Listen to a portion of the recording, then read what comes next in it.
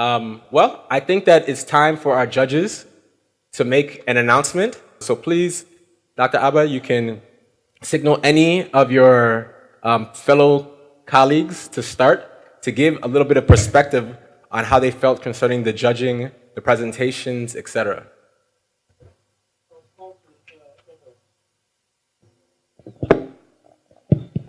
Good evening, everybody. Good evening. I felt a lot of the presenters did quite well with their presentations. For some of the states, I had already listed about 4 or 5 questions, but when they began presenting, a lot of those questions were answered already. But I'll just go over maybe a couple of thoughts I have in my head generally, irrespective of who the winners emerged to be. First, I'll say whoever comes out tops needs to pursue an agenda of collaboration, both within the states, among stakeholders within the states, then inter between states, because then they can look for where other states have strengths that they can both leverage on. I also recommend that a lot of states pay attention to research and development. A lot of good researchers are in our academic institutions, both at PhD level, generally postgraduate level, undergraduate level. They are doing very good work. If state governments find ways to collaborate with some of these people, we'll be amazed. So research and development. In addition, whoever comes out tops needs to find out a way to institutionalize the implementation framework for the plan that will eventually be developed. Because without institutionalizing it, political environments change and things change in any state at all. So there needs to be a way to guarantee that 15 years down the line, we don't hear that the plan that was developed has been tossed out the door. There needs to be annual budgetary commitments. I know funding will come from other sources, but there needs to be, say, a lot of Niger Delta states won't be getting extra funding today if there is no sacrosanct provision for 13% allocation. So the states that win can find a way to legislate or can create a legislation that just allocates at least 5 or 10% of whatever their annual budget is to implementation of their 30-year roadmap. But I think there needs to be commitment at the budgetary level. Also, I also recommend that states also learn from past failures. I kept asking a couple of the states, what were the past failures or what were the things that didn't work as they were planned? And what were the causes of those failures and how do you prevent them from happening in the new plan that will be developed? So I think we need to pay attention to failure reporting, collecting, documenting our failures and learning from them. Thank you. Mine also, first of all, congratulations to the 3 states for the presentations made. Mine is just to note, and I'm coming from the economic competitiveness of the state. First is your IGR is directly tied to the productivity of the industries of your state. And state economic competitiveness is also tied to how well the industries can use the inputs and produce value either in products or in services. And the job of the state planners is to look at how do we create, that enabling environment to ensure that productivity for prosperity in the state. And in order to do that, maybe I will just mention 5 factors to consider. First is your natural resources. What natural resources do you have? In what quantities? What is the economic value of the natural resources you have that you can exploit that will give you competitive advantage? Second is the infrastructure. What infrastructure do you need that will connect capital to your natural resources? Third is your human capital. What human capital do you need to exploit that natural resources and the capital resources that you have? And what investment do you need to make to develop that capital, that human capital? Investment in terms of healthcare, education, workforce participation. Also, governance and institutions. What institutions do you need to have in place, and how efficient do they have to be to create that enabling environment for your industries? And also, lastly for me will be the technology. What technology do you require to leapfrog, enhance, or enable these other factors that I've mentioned? And I think I believe if we're thinking in those lines in terms of planning, we'll have a more robust, development plan instead, in terms of state development plan. So that's it for me. Okay, I just want to say, first of all, that all the presentations were quite impressive. We were quite happy with the level of work that was put into making the presentation. So I just want to start by saying congratulations to the 3 states. My comments are 4. First of all, I think it's important that the states think in terms of their comparative advantage. They need to prioritize. I know that every sector, if you're a state government, there's so many competing interests, but you really need to prioritize and say, what are the 3 things that if we do, we'll be able to catalyze development? There's some things that if you do them, they take a natural, so many other things are spin-offs from them. So like electricity, for instance, we know that. You know that if you're going to, if you're talking about income generation, you have to have an educated class. So there's certain things that you need to do. And so it's important to prioritize those important things, those, 3, 4, I think she's just mentioned them. To prioritize the things that will catalyze development. I think it's also important to be aware of your challenges. What are those things that are really not going to make it difficult for us to make this happen? And be realistic and honest and, about them, because it's only when you know what your challenges are that you can mitigate against them. So I think that's extremely important. A lot of the structure, a lot of the plans we heard were really quite external. They were talking about what they were going to do externally, private sector, but they were not looking internally. How do you restructure the civil service? How do you restructure the government to be able to deliver on the plans? Because a part of the reasons many of our plans don't work or have not worked so far is that the structure to deliver them are very weak. So if you're looking at your plan, you have to start internally first. And say charity starts from home. So if you don't put in place the right structures, all the challenges we have with ministries, duplication of efforts and portfolios and things, that's the first level of your planning. You need to be able to say, we have to put in place the things that will make it possible to drive this. And then I think a lot of times the things that we call soft issues, like education, like entertainment, we think that these are secondary things. But a few years ago, a study was done, I think, by the IFC, one of the international agencies, to ask some of the biggest international investors what the motivation for going to invest in a place is. And it was amazing to find that the 2 top things that came out was education and entertainment. People, if you're going to go to a place to live, because if you're going to invest in a place, you're going to go and live there. You want to make sure that the place is conducive for you to take your children to school. You want to make sure that there's healthcare, there's education.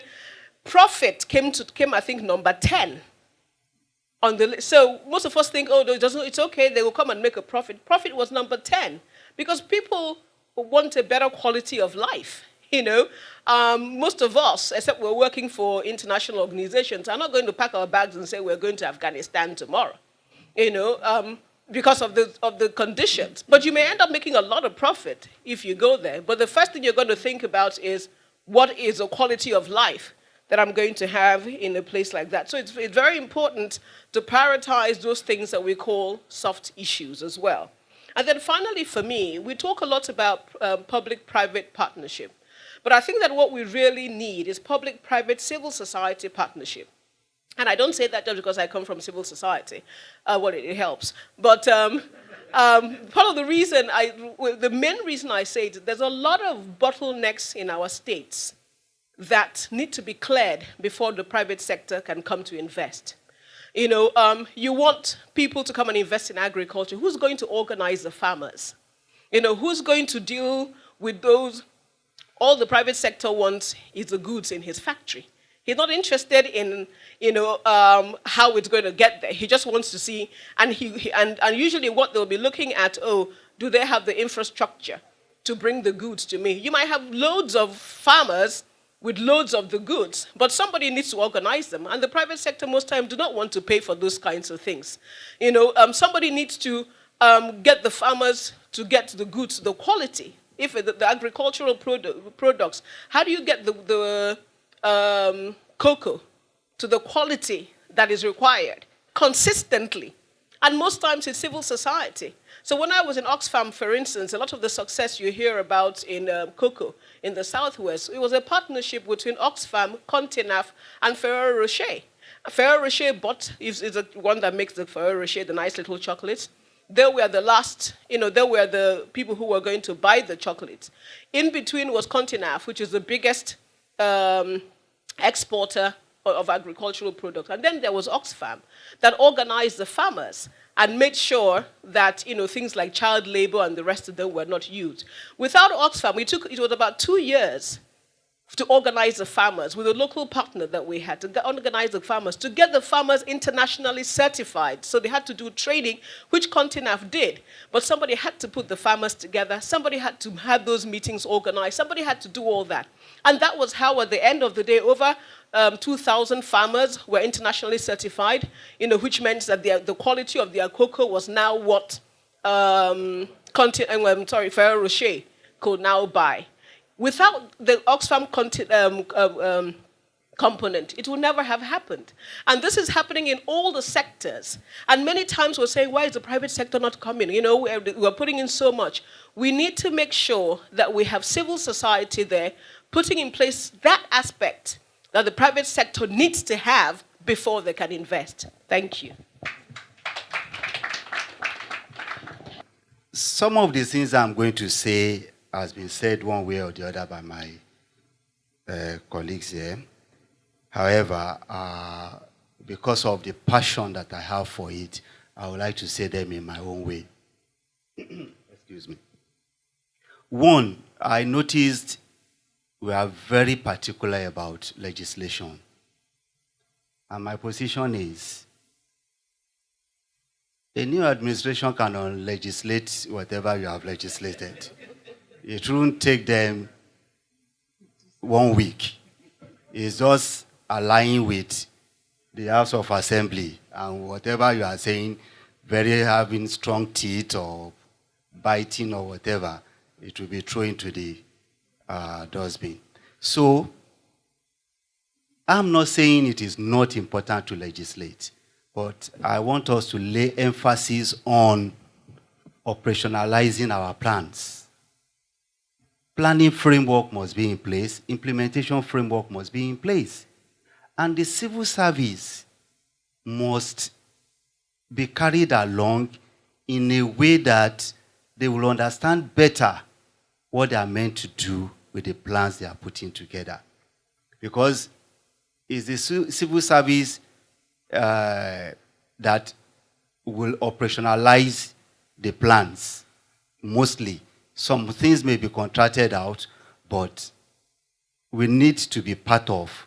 As we carry the citizen along, the civil service needs to be carried along in terms of operational frameworks. Secondly, it's been said, but I want to emphasize it too. Planning, planning, planning. We need to plan for revenue. It is very, very important. All the plans we make without money, we should stop thinking there will be statutory allocation, there will be donor funding, there will be loans. First of all, what is the capability of the state to generate funds to execute these plans, at least to a great extent, rather than depending on external financial support. Also, M&E is something we need to give very good consideration to. As we plan, we implement, we need to monitor and evaluate what we are doing to actually know what are the next steps we have to take. Then, it's been said too, but I would like to re-emphasize it. There must be regional plan. There must be regional connectivity. There must be regional synergy for us to be able to move not only our state forward, but the region forward. So to me, I believe these are some of the things I want us to give good consideration to in doing our state development plans. Thank you very much. Thank you, Sean. Well, everything that needs to be said has been said, but not by me.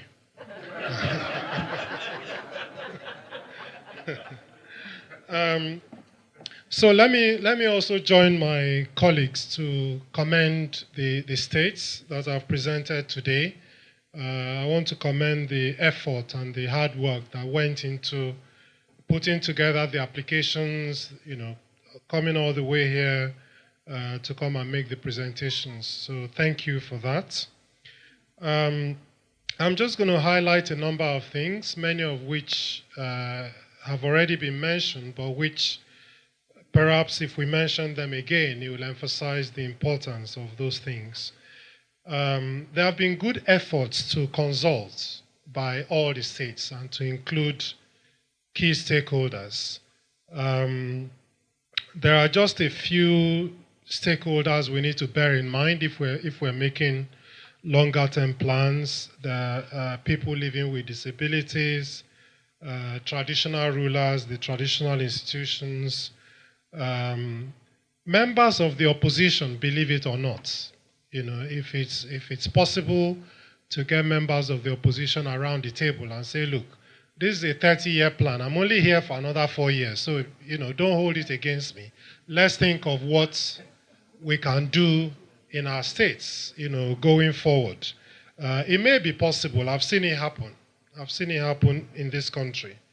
And also to bear in mind the different sectors. I didn't see much on the environment. And the environment is a key issue in the Niger Delta, and I think we need to bear that in mind.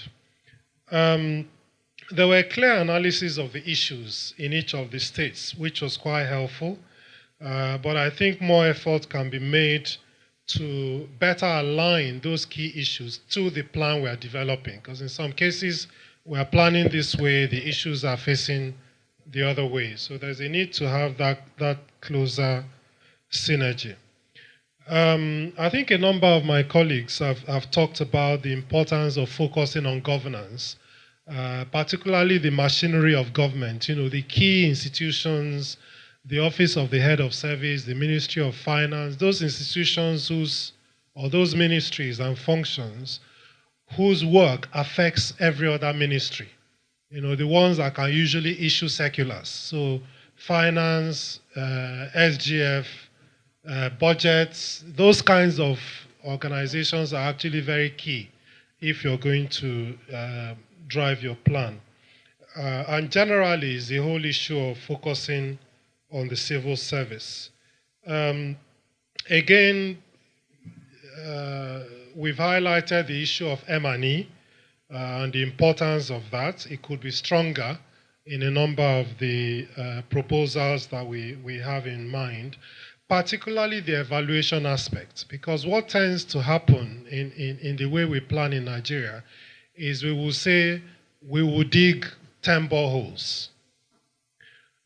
If you're lucky, you will actually get someone measuring whether those 10 boreholes were actually dug.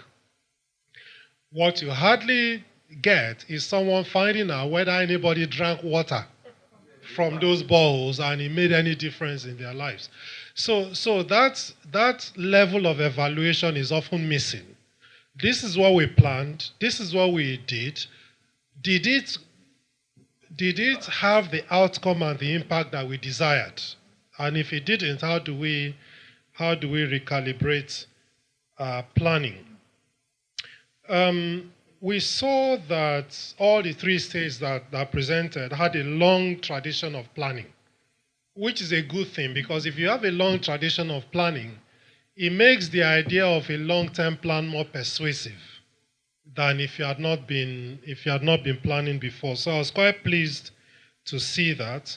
I also saw that there was a good effort to link finance and plans, but I didn't see enough focus on targeting waste and improving efficiency. And I think that could be one way to make the plans more sustainable. Just one last piece of advice is to be careful about over-promising and under-delivering. There's always a tendency to promise more than you can actually do. And when you do that, you find out that when you monitor, when you evaluate, it's actually showing that you're nowhere near what you planned. And that just makes your planning unrealistic and makes you more difficult to believe. So I want to thank everyone, the states particularly, pinned all of you around the room that have been here. I want to say that in coming to the results, it was a very, very tough decision. We actually had a debate among ourselves before we went to lunch, because the scores were very, very close. So, thank you. I think we learned something again from the judges. Can we give them a round of applause? So we're going to do the announcement of the winners. We're going to do 3, 2, 1. Sir, is that correct? Sure. Yes. Okay, so the third place winner of the 2018 NDDF. So on 3, 1, 2, 3, drum roll. And in third position is Imo. Oh, wow. Wow. Very nice. Congratulations, Imo State. Now, in second place, we're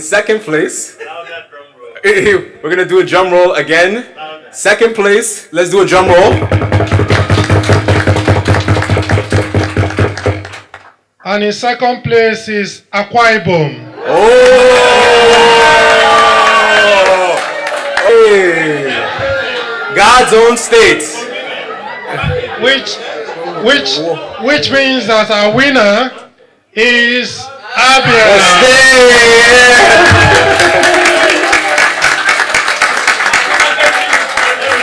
Congratulations. Albia, can we have you on stage to shake our judge's hand? Everybody give a round of applause to Albia as they take the stage. Wow. So please shake each other's hands. The technical partners of NDDF 2018, Dr. Dawa, Tunji, Kingsley, Fidelis, can you please take the stage? Tunde, can you please take the stage? Yes. For the champions, stand up, stand up, stand up. And in case you haven't noticed, for the champions, I've been trying to show stand off up, my shoes. for the champions, They are actually made in